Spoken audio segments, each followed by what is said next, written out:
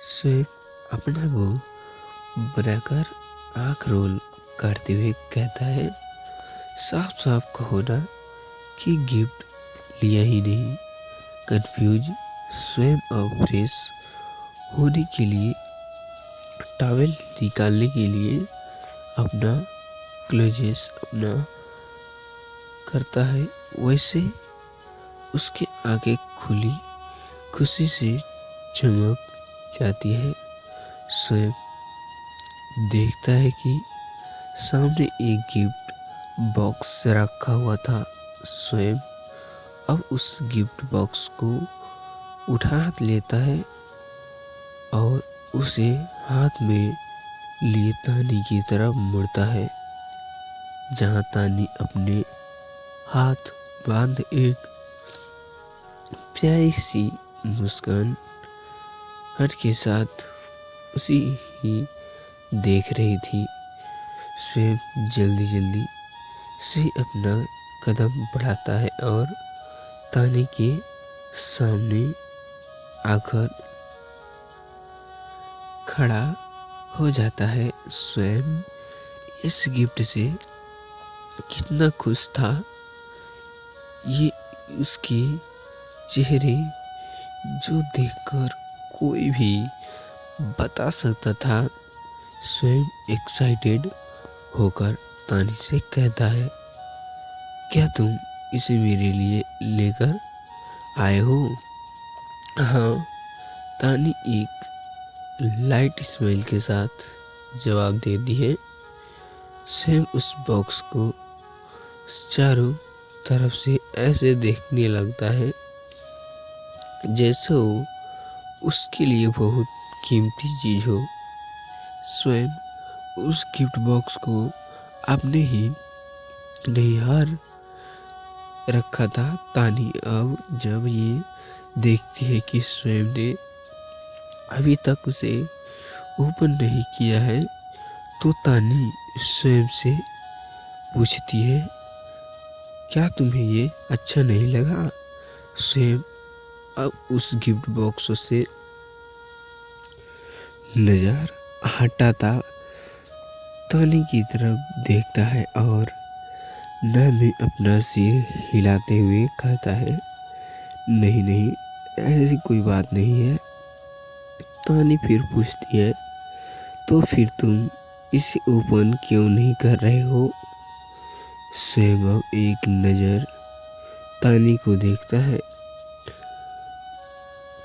और हमें अपना सिर हिलाते हुए गिफ्ट बॉक्स ओपन करने लगता है।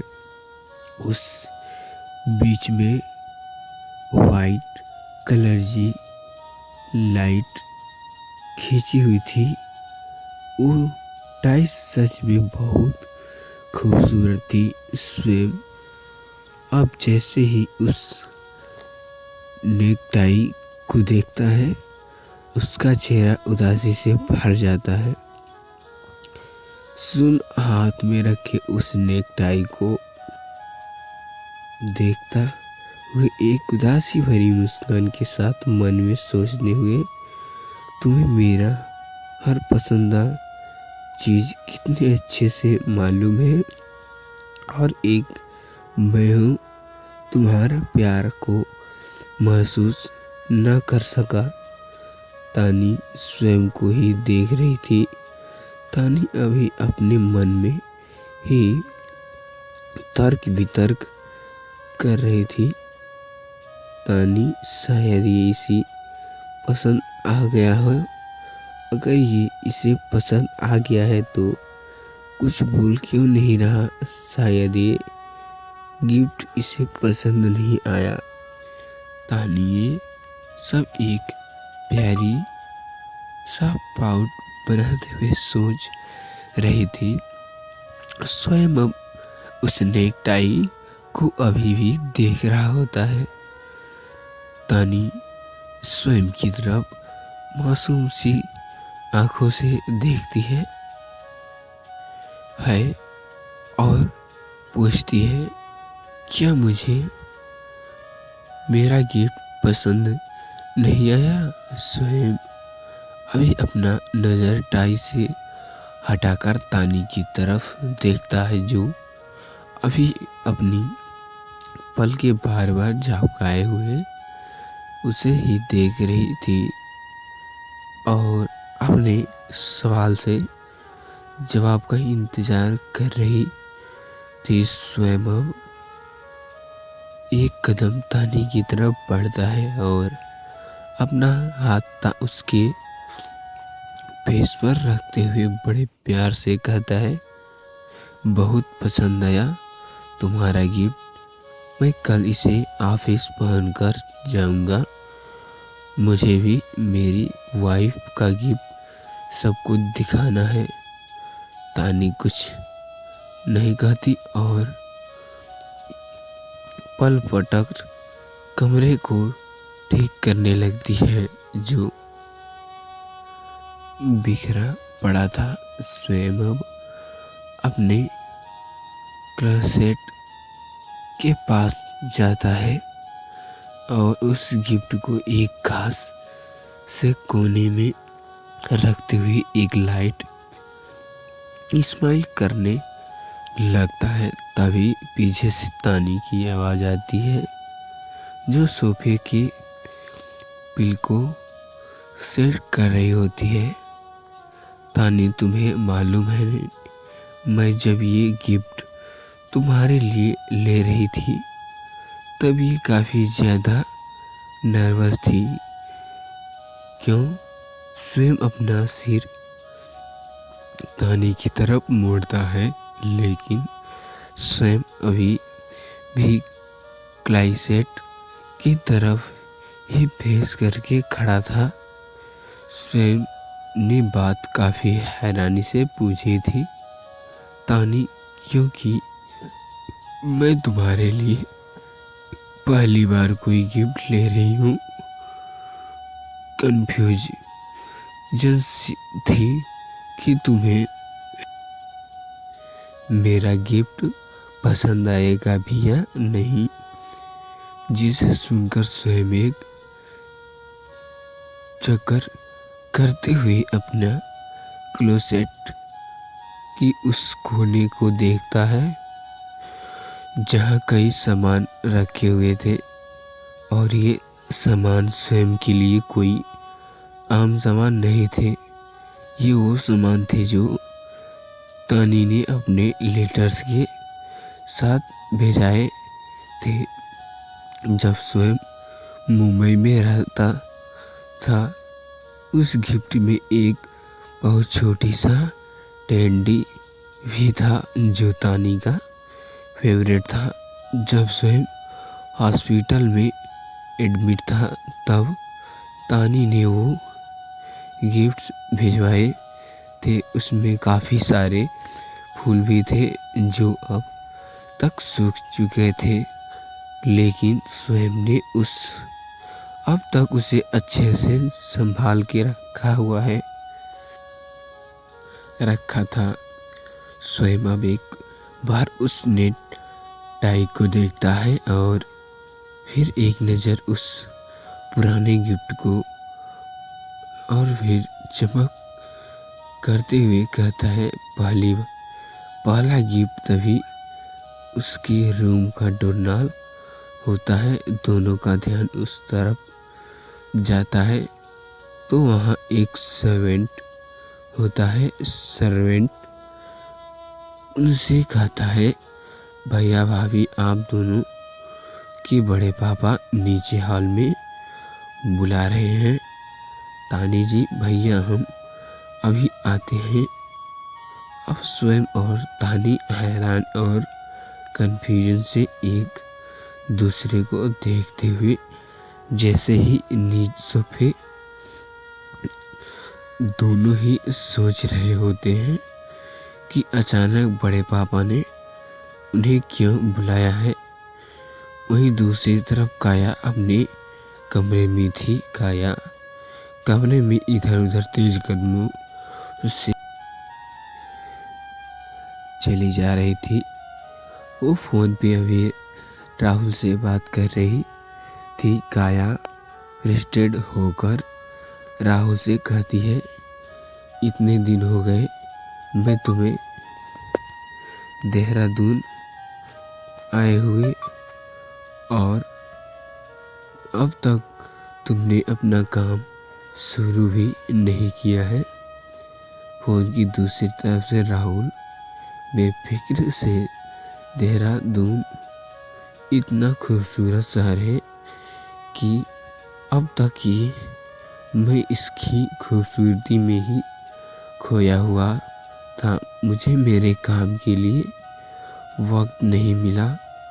काया गुस्से से चिल्लाते हुए कहती है, क्या यहाँ की खूबसूरती देखते हुए तुम्हें बुलाया है मैंने? क्या इसी बात के पैसे लिए हैं तुमने मुझसे? दूसरी तरफ से राहुल फिर से बेफिक्र से कहता है, रिलैक्स काया, रिलैक्स। तुम्हें इतना ज़्यादा हाइपर होने की ज़रूरत नहीं है। मुझे मेरा काम अच्छे से पता है। तुम्हारा काम हो जाएगा, डोंट वेरी, ओके। काया अब फिर से गुस्से से अपना दांत पीसते हुए कहती है, और कब होगा मेरा ये काम? जब सब कुछ मेरे हाथों से निकल चुका होगा तब? राहुल, नहीं, ऐसे कुछ नहीं होगा। तुम्हें याद तो है ना, पिछली बार मैंने अपने काया कितनी परफेक्शन से किया था। इस बार भी तुम्हारा काम इससे बेहतर होगा। तुम सारा जिम्मा मुझ पर छोड़ दो। काया, पिछली बार तो मुझे इस लड़की को सिर्फ आरव की जिंदगी से दूर भेजना था, लेकिन इस बार तानी को उसकी ही जिंदगी से दूर भेजना है। तो याद रहे, कोई गड़बड़ी ना हो ना चाहिए। कोई गड़बड़ी नहीं होगी। मैं अब सीधे तुमसे काम होने के बाद बात करता हूँ। राहुल अब फोन रख देता है। काया अब कमरे में इधर उधर घूमना बंद करती है और बेड पे जाकर बैठ जाती है। काया अभी भी बेहद गुस्से में थी। काया की मुठ्ठियाँ गुस्से से बंदे की बड़े सीट पर घसीटी जा रही थी। काया, तुमने इस बार बहुत बड़ी गलती की है। तानी तुम्हें काया लगातार इस बार स्वयं को इतनी आसानी से जाने दूंगी? कभी नहीं। स्वयं को मुझसे कोई नहीं छीन सकता। ये मेरी बहुत बड़ी गलती है कि उस दिन मैं अपना साथी छोड़कर भागी थी, वरना आज स्वयं के साथ मैं होती। तुम नहीं। इतना कहकर काया बड़े से उठती है और गुस्से से बेड सीट खींच देती है। काया अब जमीन पर बैठ जाती है। गुस्से से अपना दांत पीसते हुए कहती है, मैं आजकल देख रही हूँ कि तुम्हारे पंख निकल आए हैं। तानी तुम्हें हमेशा के लिए अलविदा करने से पहले तुम्हारे पंख काटने होंगे। वहीं दूसरी तरफ मायरा अपने होटल रूम में थी। मायरा बेड में लेटे लेटे ही लैपटॉप में कुछ फाइल्स चेक कर रही थी। तभी रूम का डोर ओपन होता है और राही रूम में एंट्री करती है। मायरा एक नज़र राही की तरफ डालती है, लेकिन फिर से अपने लैपटॉप की तरफ देखती हुई काम करने लगती है। राही ये भी काफ़ी थकी लग रही थी। राही अपना बैग टेबल पे रखती है और पसंद कर सोफे पे लेट जाती है। राही अपना आंख बंद कर अब थोड़ा आराम करने लगती है। मायरा लैपटॉप में काम करते हुए राही से कहती है, तेरा लटका हुआ है सख्त देखकर जो यही लग रहा है कि मुझे मेरे लॉकेट का ओनर अब ही नहीं मिली। राही थकान भरी आवाज में अपने आंख बंद किए ही जवाब देती है। मायरा अब अपना लैपटॉप बंद करती है और बड़े से उठकर राही के पास आती है और उसे समझाते हुए कहती है, तू आखिर कब तक ढूंढेगी उस इंसान को जिसे तू जानती तक नहीं। तू और स्वयं कितने ही सालों से उसे ढूंढने की इतनी कोशिश कर चुके हो। अब तक वो तुम दोनों रुक जाओ। राही अब अपना आँख खोलती है और मायरा की तरफ देखती हुई उदासी से कहती है, जैसे कोशिश करना छोड़ दूं, मेरी इस कोशिश पर मेरी उम्मीद टिकी है। अगर मैंने ये कोशिश करनी बंद कर दी तो मेरी उम्मीद भी खत्म हो जाएगी। मायरा अब थोड़ा नाराज शब्द में कहती है, ओके फाइन, तुम जो कहना है कर लो, लेकिन कम से कम अपना ख्याल ही रख लिया कर। मुझे पता है ना, मैं हर वक्त तेरे साथ नहीं रह सकता।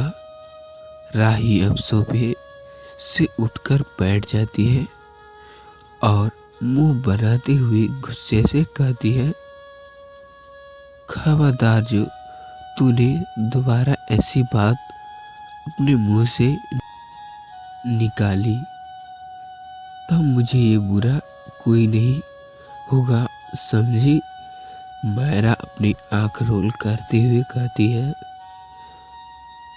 तुझे से बुरा वैसे भी कोई नहीं है जो हर वक्त मुझे बस टेंशन में ही देती है रहती है। अच्छा, ये बात स्वयं को क्या तुझ भी नहीं पता चला? उस लॉकेट के बारे में राही उदासी से सिर झुकाते हुए कहती है, नहीं, उसे भी कुछ भी पता नहीं चल रहा पाया है। इस लॉकेट के बारे में अगर कोई और इंसान होता तो शायद इस सब में मेरी कभी साथ नहीं देता, लेकिन स्वयं ही वो इंसान है जो इस हालत में मेरी साथ खड़ा है। मायरा भी राही की इस बात पर अग्री करती है। मायरा कुछ सोचने के बाद राही से कहती है, स्वयं कुछ साल पहले ही देहरादून वापस आया था, शायद इसलिए उसे दिक्कत हो रही हो। इस लॉकेट को ओनर के बारे में पता करने में राही हम हो सकता है। मायरा राही को सजेस्ट करते हुए कहती है, तो क्यों ना तुम इस लॉकेट के बारे में इमरान रायजादा से बात करो। मुझे लगता है वो इस मामले में ज़रूर तेरी कुछ ना कुछ हेल्प करेंगे। हाँ, तू सही कह रही है। राही हाँ में अपना सिर हिलाते हुए कहती है, लेकिन कबीर के बारे में सोचकर ही राही के फेस पर एक स्माइल आ गई थी। तो दोस्तों, मैं आशा करता हूँ ये स्टोरी आपको अच्छी लगी होगी। तो दोस्तों, ये स्टोरी आपको अच्छी लगी हो तो लाइक और सब्सक्राइब कर दीजिए। तो दोस्तों, ऐसे ही इंटरेस्टिंग मज़ेदार कहानी सुनने और पढ़ने के लिए मिलते हैं नेक्स्ट पार्ट में। तब तक के लिए मिलते हैं नेक्स्ट पार्ट में। तो गाइज सब्सक्राइब कर देना चैनल पे नए हो तो। मिलते हैं ऐसे ही मज़ेदार स्टोरी के लिए। जय हिंद।